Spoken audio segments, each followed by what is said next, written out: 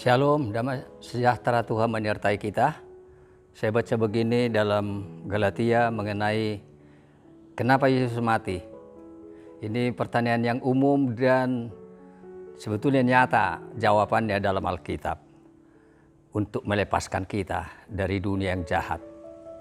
Saya baca begini dalam Galatia pasal pertama ayat 3 dan 4. Kasih karunia menyertai kamu dan damai sejahtera dari Allah, Bapa kita dan dari Tuhan Yesus Kristus yang telah menyerahkan dirinya karena dosa-dosa kita untuk melepaskan kita dari dunia yang jahat ini menurut kehendak Allah dan Bapa kita.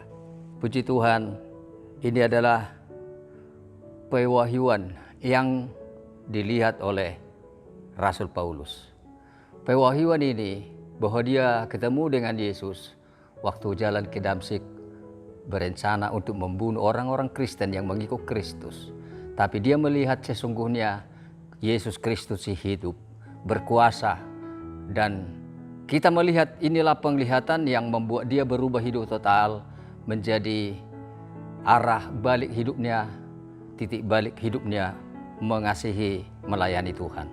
Dan puji Tuhan, dan kita tahu ini sebelumnya sudah dinubuatkan di Kejadian pasal yang ketiga bahwa keturunanmu akan meremukkan kepala, yaitu si ular tua iblis, dan keturunan iblis akan meremukkan tumitnya.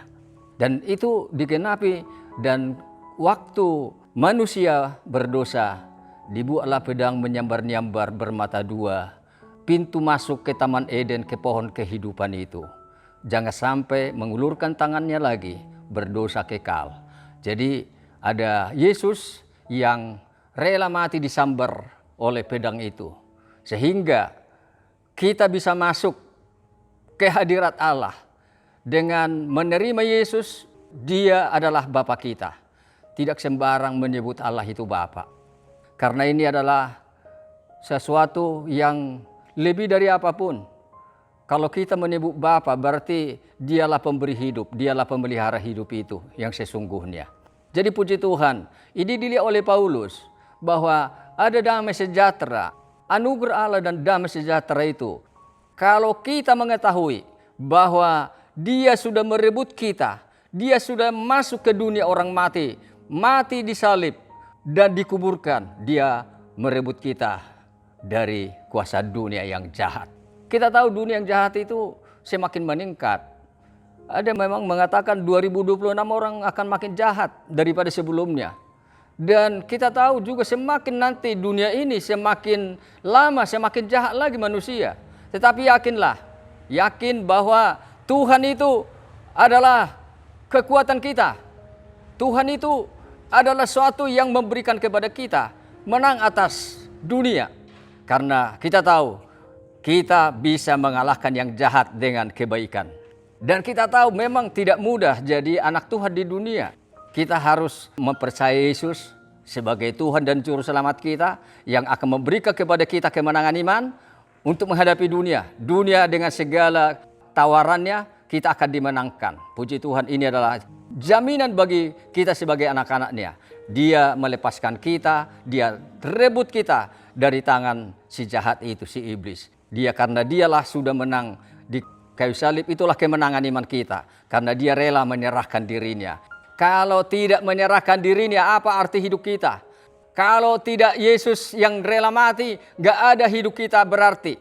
Hidup kita akan selalu ada damai oleh anugerahnya, diberikan keselamatan, diberikan hidupnya, yaitu Yesus sendiri. Jadi puji Tuhan, di menjelang Paskah kita persiapkan hati kita. Jadi jangan Paskah itu hanya berlalu, hanya berapa minggu. Tapi ini harus menjadi kehidupan sehari-hari kita. Menjadikan kita selalu ingat bahwa Yesus sudah masuk ke dunia orang mati. Bukan hanya masuk di salib, naik ke salib, tapi Dia sampai ke dunia yang paling bawah. Dia adalah kehidupan itu.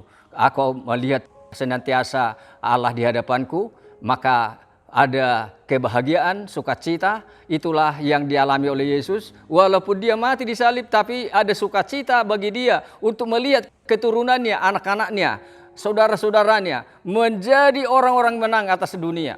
Jadi puji Tuhan, dia rela mati. Dan kematiannya itulah tujuannya. Untuk apa? Untuk merebut kita dari tangan si jahat. Karena dunia yang jahat sekarang ini, kita tidak bisa dengan kekuatan kita. Semakin kita mengandalkan kekuatan kita, semakin kita tidak mampu. Tetapi dengan mempercayakan hidup kita kepada Tuhan, anugerah dan sejahtera itu akan tetap ada pada kita. Walaupun situasinya belum berubah, dunia makin jahat, tetapi anugerahku, sejahteraku kutinggalkan bagimu, kata Tuhan Yesus. Jangan takut, jangan gelisah, jangan susah, aku sudah mengalahkan dunia. Jadi puji Tuhan, inilah artinya Yesus mati salib untuk apa? Untuk merebut kita dari dunia yang jahat. Puji Tuhan, mari kita berdoa. Terima kasih Bapa. Ini kami Bapa bersyukur diberi anugerah dan damai sejahtera.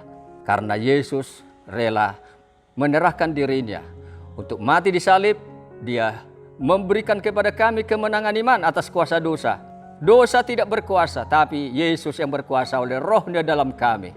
Sehingga Roh Kudus lebih besar nyata dalam hidup kami daripada segala roh yang ada dalam dunia. Beri kuat, beri kemenangan iman buat anak-anakmu dalam kehidupan beriman di tengah dunia yang jahat. Kami percaya kejahatan akan kami taklukkan dengan kebaikan, bukan dengan kekuatan kami.